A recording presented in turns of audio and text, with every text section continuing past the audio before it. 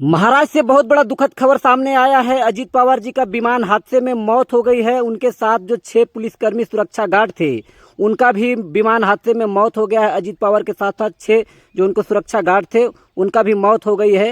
ये महाराष्ट्र की बारामती में उनका प्लेन क्रैश हुआ है, जिसके दरमियान अजीत पवार अब इस दुनिया में नहीं रहे। साथ ही साथ उनके साथ जो 6 सुरक्षा गार्ड थे वो भी उनका भी मौत हो गया है। वो तमाम जो 6 लोग थे शहीद हो गए हैं।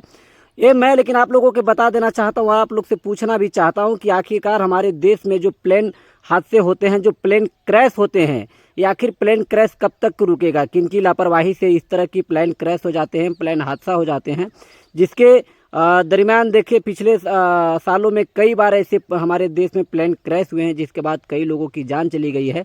और अब महाराष्ट्र के एक बड़े नेता अजीत पवार जी, जो शरद पवार के भतीजा थे और महाराष्ट्र चुनाव में उनका बहुत बड़ा भूमिका रहता था, महाराष्ट्र के बहुत बड़े अच्छे लीडर थे, अब इस दुनिया में नहीं रहे अजीत पवार जी। अजीत पवार जी के साथ साथ उनके 6 जो सुरक्षा गार्ड थे वो भी शहीद हो गए हैं। वो भी यानी कि विमान हादसे में उनका भी मौत हो चुका है।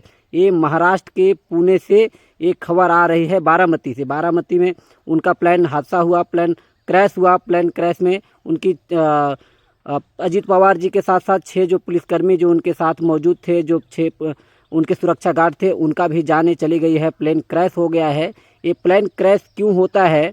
ये हमारे देश में प्लेन क्रैश लगातार हो रही हैं, इसके पीछे क्या साजिश है? हालांकि पुलिस अभी जांच में जुटी है। उनके पुलिस वाले बड़ा अपने सुरक्षा बलों के साथ महाराष्ट्र में पहुंचे हैं। महाराष्ट्र के बारामती में जहां उनका प्लेन क्रैश हुआ है, वहां पे फायर ब्रिगेड और पुलिस वाले पुलिसकर्मी मौजूद हैं। जो जितने भी अगल बगल के जो हालात हैं उसको शांत करने में पुलिस जुटी है। क्या कुछ खबर आगे आएगा हम अपडेट करेंगे। इसी के साथ जय हिंद।